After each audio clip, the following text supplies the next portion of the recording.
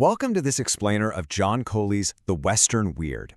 Today, we're going to explore a seriously intense supernatural clash, but we're doing something a little different. We are looking at it through a very specific, totally grounded lens, the deeply human perspective of a pioneer father, Mr. Miller. We're going to take a journey right into the heart of the Arizona Rim Country and uncover exactly how ordinary, everyday lives intersect with these extraordinary, terrifying forces. We're looking at a profoundly grounded perspective on cosmic horror here, starting right off the bat with a really terrifying question. What actually happens when an ancient, mythic evil invades a quiet pioneer town? We so often consume these epic fantastical stories strictly through the eyes of the superpowered heroes or the ancient gods themselves, right? But to truly understand the weight of the stakes, to feel the real terror of the unknown, we absolutely need to see the toll it takes on the everyday hardworking people who are just suddenly caught in the crossfire. Okay, let's just dive right into the deep end here. Our story starts in media res with a shocking, incredibly visceral scene. Mr. Miller collapses, completely battered, at a neighbor's door. Now, I want you to picture this vividly. This is the kindly local general store owner, a man you are used to seeing safe and sound behind a counter, and he suddenly falls onto the hard wooden floor of a cabin. He's delirious, he's feverish, he is literally covered head to toe in deep, infected scratches. His clothes are just shredded from some unseen, horrific ordeal out in the vast, unforgiving isolation of the harsh wilderness of the Arizona Rim Country. And the scariest part? Out there, miles from civilization, whatever tore him apart is still lurking. But to really grasp the sheer tragedy of this, we've got to rewind and look at the stark contrast of Rim Country just a week earlier. We have to understand who Mr. Miller was before the wilderness broke him. And honestly, he was simply a generous, hard-working dad. He was the kind of guy who would watch a 14-year-old girl named Samoria carefully calculating her family's meager supply list and subtly reach over the counter to hand her little brother Jack a big red lollipop, completely free of charge. He wasn't doing it for praise. He just wanted to bring a smile to a child's face. That gentle, quiet generosity, that was his normal. Well, that tranquility doesn't last. At all. Watch how Mr. Miller's quiet life is systematically shattered by a stranger named Hamblin. It all starts subtly enough. Hypnotic flute music enraptures the town, making everyone momentarily forget their pioneer worries. It sounds nice, right? But then it escalates rapidly into an absolute waking nightmare. An accursed legion of giant, unnervingly aggressive rats swarms the village day and night. The townspeople are driven to the brink of madness by the infestation, and then they're extorted for all their hard-earned money by Hamblin, who conveniently promises to fix the problem. But the ultimate, unforgivable betrayal happens when the music changes its tune. The entranced children of the town, including Mr. Miller's own beloved son, they just march away into the dark wilderness. And this brings us to the absolute emotional core of our explainer today. Because this is no longer just about a monster attack or a town being scammed. It is about a desperate father's agonizing loss. When Mr. Miller finally wakes from his feverish delirium on that cabin floor, his body language is just pure, unadulterated grief.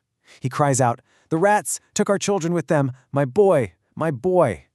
This absolute heartbreak completely grounds the entire upcoming mythological conflict in profound, relatable human suffering. It's the raw agony of a parent who realized he couldn't protect his child. So, the crucial point we have to recognize here is that normal humanity hit its absolute limit. Mr. Miller didn't just sit and weep initially. He fought back. He rallied the town and formed a posse to go after Hamblin.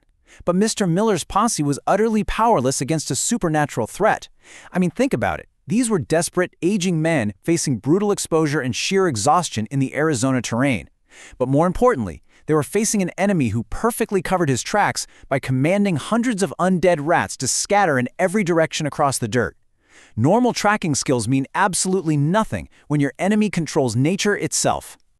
And this is exactly where our protagonist, the teenager Samoria, steps in. Knowing the men of the posse have failed, and desperate to save Mr. Miller's son and the rest of the kids, she ventures out into the wilderness totally alone. Out there, she learns a shocking truth from a dying giant named Tom Thumb. She learns that the villain Hamblin is what's known as a prophilic, basically a being with ancient mythic bloodlines, think descendants of Zeus, possessing incredible supernatural traits. But even more importantly, Samoria discovers that she is a weird. In this hidden mythology, a weird is an elemental demigod deeply connected to the natural world. Specifically, she finds out she's the daughter of the Lady of the Lake, which gives her complete dominion over water. Armed with this crazy new understanding of her own hidden power, Samoria tracks the villain to the High Rim. Turns out, Hamblin wasn't just some frontier grifter, he was the ancient Pied Piper himself, a descendant of the King of Tyr. And the stakes? They literally couldn't be higher. He is currently holding nearly 100 starved children hostage at the very edge of a sheer cliff. To put that into perspective, that's 100 kids, physically wasting away, trapped in a magical trance, ready to blindly step off the precipice at the Piper's musical command as a twisted sacrifice to ancient gods. And Mr. Miller's boy? He is standing right there among them, inches from the drop. Now notice the sheer brilliance of Samaria's tactics here as she orchestrates this rescue. She doesn't just run in blindly. She finds the children at the precipice, and to instantly break the Piper's musical trance, she fires a deafening blast from Mr. Miller's own heavy shotgun directly at Hamblin. Talk about poetic justice, right? Mr. Miller's weapon striking the first blow? The Piper, enraged, knocks her backward into the adjacent deep lake, assuming she's just going to drown. But instead, she realizes she can breathe underwater. She literally weaponizes the lake itself as a newly awakened weird. And in a stunning tactical reversal, she uses her new elemental domain over water to command the waterlogged undead rats, the very creatures the Piper had abused and betrayed, to turn right back on him. Samaria fully embraces her identity as the Western Weird, completely dismantling the Piper's power in an epic sequence. It is a spectacular downfall. He is struck by heavy buckshot, trapped midair in a suffocating sphere of rushing lake water summoned by Samaria, and then completely overwhelmed by a swarm of undead rats that physically drag him, screaming and thrashing, eastward across the rocky rim. But most importantly, to ensure he can never, ever harm another child, she strips him of his magical instrument. She hurls that ancient cursed pipe deep into the center of the dark lake where it will never be used again. She doesn't just defeat him physically, she systematically strips him of his pride, his magic, and his power. And finally, after all the chaos subsides, we get the true emotional payoff. The children are returned to the town. No one publicly speaks of ancient gods or giant rats or elemental magic.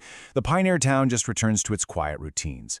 But the normal world and the supernatural quietly meet in this beautiful moment of pure, unspoken gratitude from a reunited father. A deeply relieved Mr. Miller personally escorts Samoria back to her homestead. He doesn't need to know the mythological details. He doesn't care about the magical lineage. He just knows, deep down in his healing heart, that this unassuming 14-year-old pioneer girl is the sole reason his boy is alive today. Earlier in the story, Samoria's adopted human mother tells her, "Where you come from isn't who you are." Samoria was born of myth and ancient magic, for sure, but she chose to be a protector of her human pioneer family. She stepped up to save Mr. Miller's son when literally no one else could. And I think this leaves us with a final provocative thought about the everyday folklore hiding in plain sight. It really makes you wonder, who are the unseen, quiet heroes protecting your community today? They might not control the lakes or fight ancient demigods, but the people keeping our communities safe and holding the darkness at bay might just be the quiet, unassuming folks living right next door.